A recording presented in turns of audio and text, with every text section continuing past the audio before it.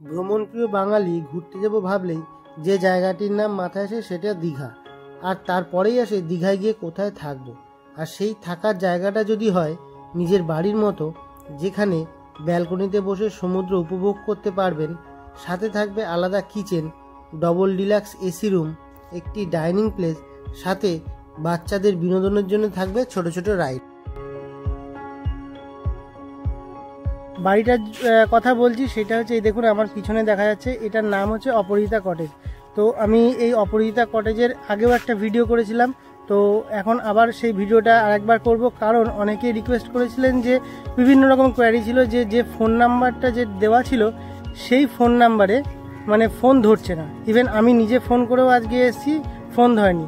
তো কি প্রবলেম হয়েছে কি না হয়েছে বা এটার আপডেট কি আছে সব আজকের ডেটে দাঁড়িয়ে আমি আপনাদের জানাবো।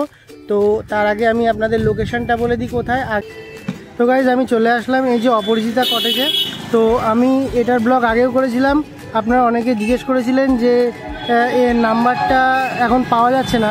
তো আমি সব কিছু এখন ডিটেলসে বলার চেষ্টা করব। তো আগে লোকেশনটা আরেকবার বলে দিই। তো এইদিকে একটু প্রায় 1 মিনিট হচ্ছে এদিকে নেহেরু মার্কেট, আর এই দিকে দেখুন ওখানে পাঞ্জাব ন্যাশনাল ব্যাংক আছে। তো তার পাশেই এই যে অপরাজিতা কটেজ।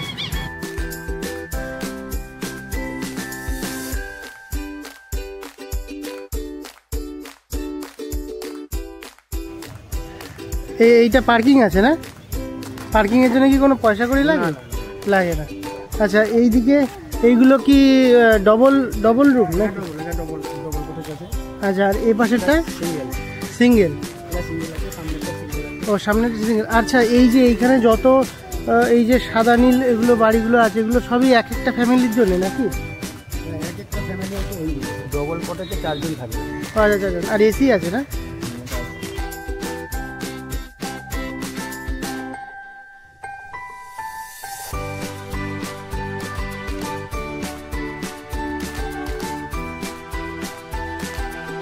আর গাইজ এই যে এইদিকে সমুদ্র আছে, আপনারা যদি এই সমস্ত ঘরগুলো নেন, এই দেখুন এই যে সামনে সমুদ্র, আর আপনারা এই দেখুন এই যে এখানে বাইরে জামা কাপড় মেলা আছে, এখানেও গেস্টরা আছে। তো দেখুন এই যে এখানে দেখুন এখানেও গেস্টরা আছে। এই যে এই সমস্ত রুমগুলো আপনারা যদি নেন, এখানে বসেই আপনারা এখানে সমুদ্র দেখতে পাবেন।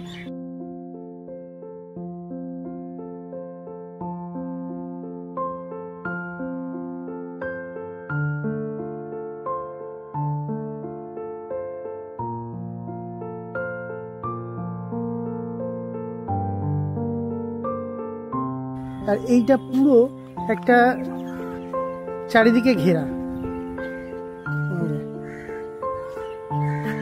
এই যে এটা হচ্ছে ডবল, মানে এখানে দুটো ফ্যামিলি থাকতে পারবে উইথ এসি। তো গাইজ এখানে একটা রুমও এখানে এখন আপাতত ফাঁকা নেই, ওই জন্য আমি ঢুকতে পারলাম না। বলছে এখানে গেস্টরা আছে, তো ওই জন্যে এখন ঢোকা যাবে না। তো এই যে দেখুন, আর চারিদিকে পুরো শান্ত নিরিবিলি পরিবেশ, খুব সুন্দর ঝাউবন। আর এখানে যেহেতু চারিপাশ ঘেরা আছে, বড়ও না, এই যে দেখুন।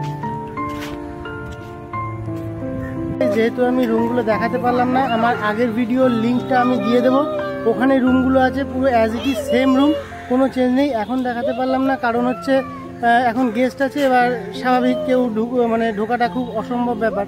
তো যাই হোক, ওই ভিডিও থেকে আপনারা রুমগুলোর ভেতরটা দেখে নিতে পারেন। না, সবই এসি রুম। আর ভাড়া হচ্ছে আগেও যা ছিল একই ভাড়া এখনও আছে। সিঙ্গেল ফ্যামিলি থাকলে আপনার 1350, আর মনে হয় ডবল 2550 এরকম সামথিং আছে। তো ভাড়া যেহেতু এটা গভর্নমেন্ট কটেজ, তো ভাড়া তো সবসময় একই থাকে, কোনো চাপ নেই। তো চলুন এবার দেখি এদের মানে রিসেপশনে গিয়ে আমি একটু কথা বলে দেখি। আমি এই ভিডিওটা আমি আগেও করে গেছিলাম, যে নাম্বার ছিল এই অপরাজিতা কটেজের, কেউ ফোনে পাচ্ছে না, কারণ নাম্বারটা এখন চেঞ্জ হয়ে গেছে। এখন মানে ব্যাপারটা কি একটু যদি বলেন। ব্যাপারটা এটা প্রাইভেট করে দেওয়া হচ্ছে, মানে আগে গভর্নমেন্ট ছিল, এখন প্রাইভেটে দিয়ে দিচ্ছে। অলরেডি টেন্ডার হয়ে গেছে। আচ্ছা, টেন্ডারের জন্য এই বুকিং প্রসেসটা করতে হচ্ছে। আচ্ছা, এখন কি স্পট বুকিং? স্পটে খালি থাকতে পারবে। আচ্ছা, এখানে সিঙ্গেল রুম কত? 1365 টাকা। আচ্ছা, 1365। আর ডবল? 2520 টাকা। আচ্ছা, এটা কি কোনো চেঞ্জ হয় নাকি একই? মানে অফ সিজন অন সিজন সব সারা বছর?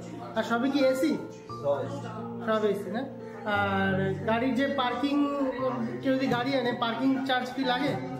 লাগে না।